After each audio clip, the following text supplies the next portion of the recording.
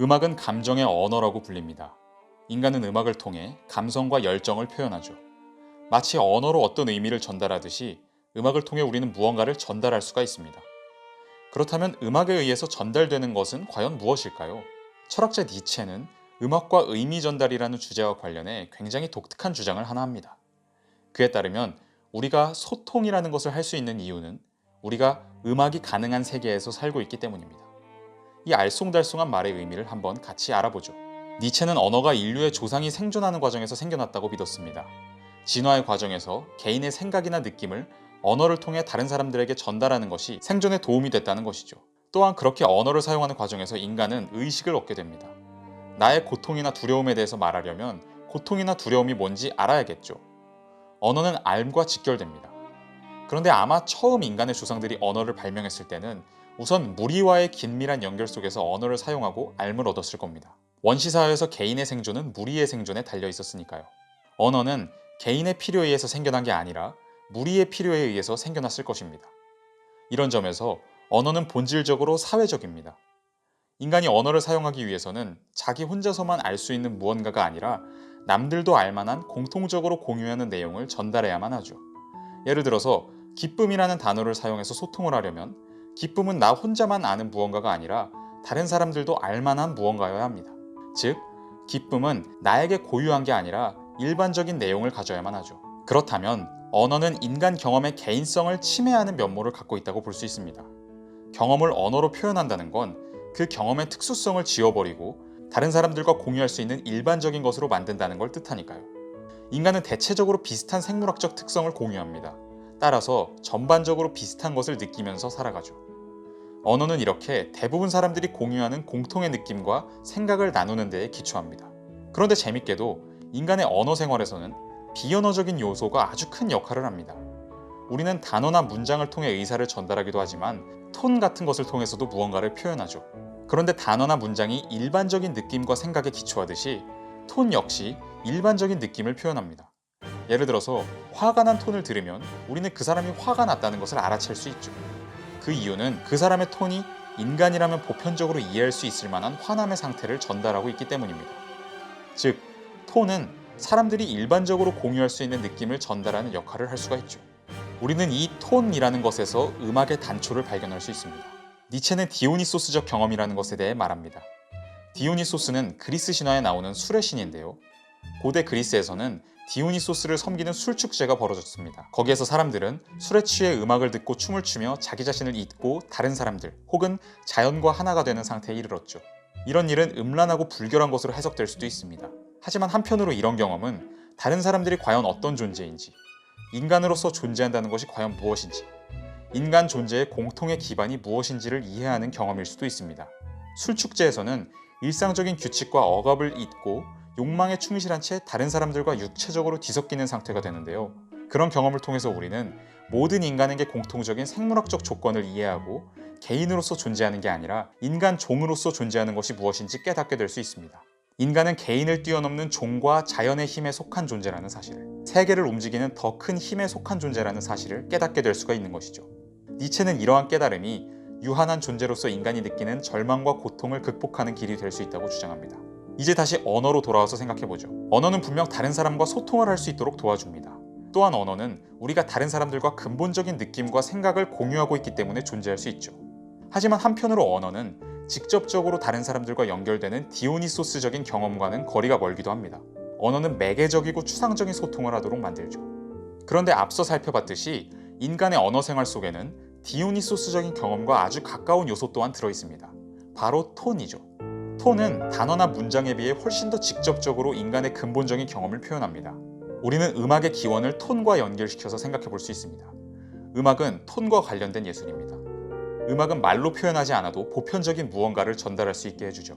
음악의 멜로디와 리듬을 통해 우리는 추상적이고 관념적인 사고보다 더 근원적인 차원에서 모든 인간이 공유하고 있는 삶의 기쁨과 고통, 쾌적함과 불편함, 안정과 공포 등을 표현합니다.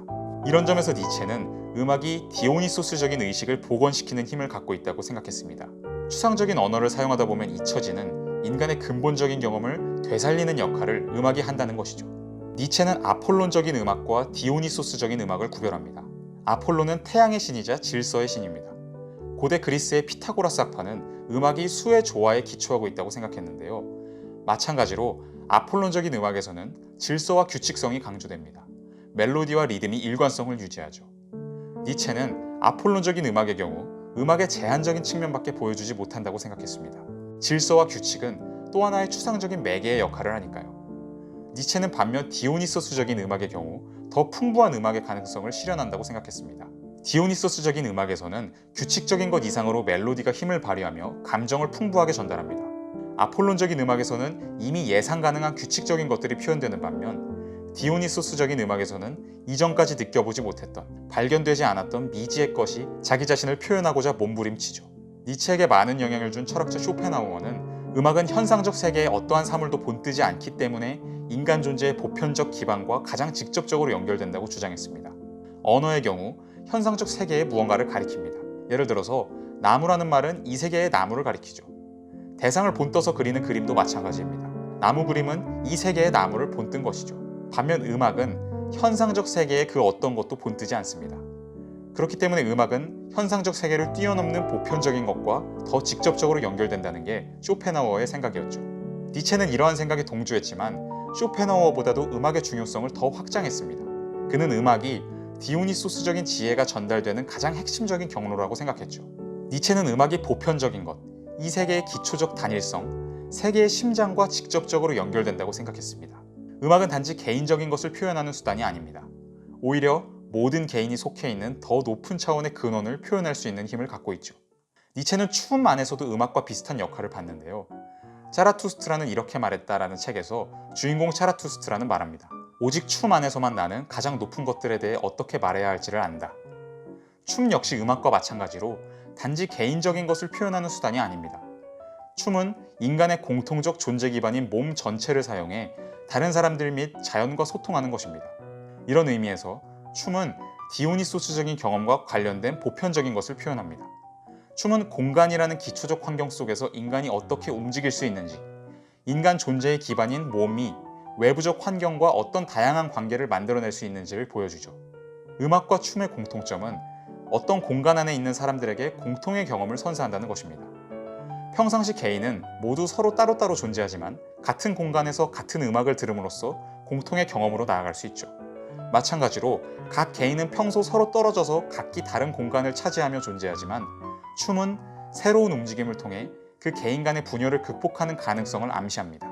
음악과 춤은 분열된 공간이 아닌 화합의 공간을 만들어냅니다. 분리되고 소외된 개인을 타인과 함께하는 공통의 경험으로 초대하죠. 이제 다시 우리가 소통할 수 있는 것은 음악이 가능한 세계에 살고 있기 때문이다 라는 말의 의미에 대해 생각해보죠. 우리가 언어를 통해서이건 어떤 다른 수단을 통해서이건 다른 사람들과 소통을 할 수 있는 이유는 개인은 결코 고립된 존재가 아니라 다른 사람들과 보편적인 존재의 기반을 공유하는 존재이기 때문입니다. 즉, 우리가 음악을 통해서 표현하곤 하는 그 삶의 희노애락을 사람들이 공유하고 있기 때문에 그 공통의 것을 소통할 수 있는 것이죠. 언어 또한 사실 가장 깊은 차원에서는 이런 공통성의 토대 위에서 생겨날 수 있었습니다. 그런데 우리가 언어를 사용하는 과정에서 추상적이고 매개적인 사고를 하는 데에 익숙해졌고 언어를 통해 세계의 단일성과 직접적으로 연결되는 경험을 잊은 것일 뿐입니다. 훌륭한 시나 소설은 언어라는 수단을 통해서도 그런 연결의 경험이 가능할 수 있다는 것을 보여주죠. 니체는 음악 없는 삶은 오류에 불과하다라고 말했습니다. 오류를 뜻하는 독일어 단어 이어툼은 길을 잃다라는 뜻을 가진 이렌과 관련되어 있습니다. 그래서 미로를 이어강이라고 부르기도 하는데요. 음악이 불가능한 삶에서, 즉 인간에게 근원적인 공통적인 기반과 직접적으로 연결되는 경험을 잊는 삶에서 우리는 마치 길을 잃은 것과 같은 상태가 될 것입니다. 자신의 길을 되찾기 위해 오늘 하루 나의 마음을 울리는 음악의 힘에 귀를 기울여 보는 건 어떨까요?